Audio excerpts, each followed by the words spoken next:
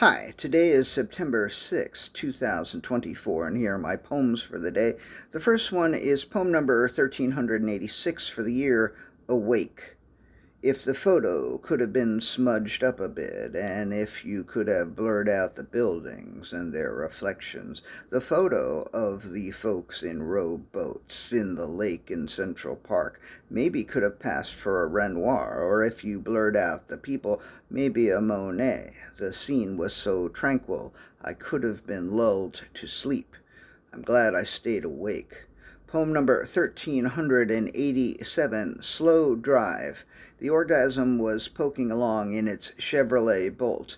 It had a business meeting at 3 p.m., and it was only a little after 9:30, and Lancaster was only about 200 kilometers away, and the Bolt was fully charged, so the Orgasm had plenty of time.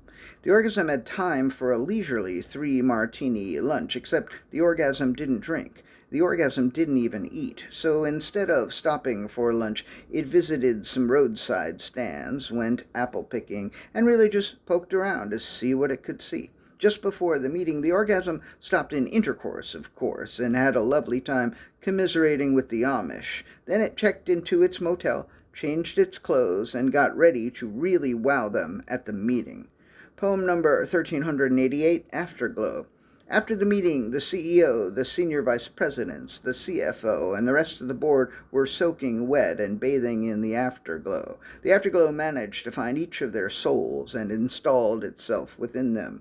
All of the meeting's participants sang and cried and hugged each other, and in so doing generated copious amounts of oxytocin.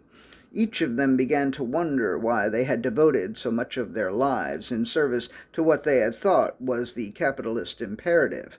They each saw that the only true imperative was love, and they agreed that at the next quarterly meeting they would enact substantial changes in the way the corporation was run. However, the afterglow dissipated within just a couple of weeks, and the radical plans were abandoned. The corporation's valuation was thus preserved, at least until the next orgasm. Poem number 1389, The Hare.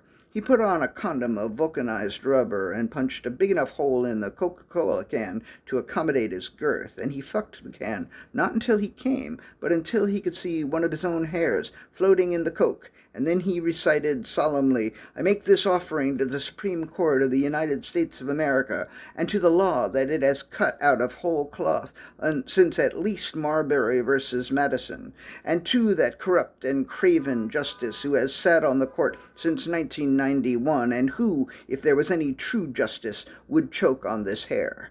Then he fished out the hair and rinsed out the can and put it in the recycling bin. The hair was preserved and smuggled into the Smithsonian, where it perseveres, where it sits and waits. And the last poem of the day, poem number 1390, Even the Squeal. This morning she vowed to use her conscious mind even more thoroughly than the way the farmer uses a pig. We use everything but the squeal, Farmer Green had once told her. But this morning she would even use the squeal. All right, that's it. Thank you. I appreciate you. Happy about these. All right. Appreciate you.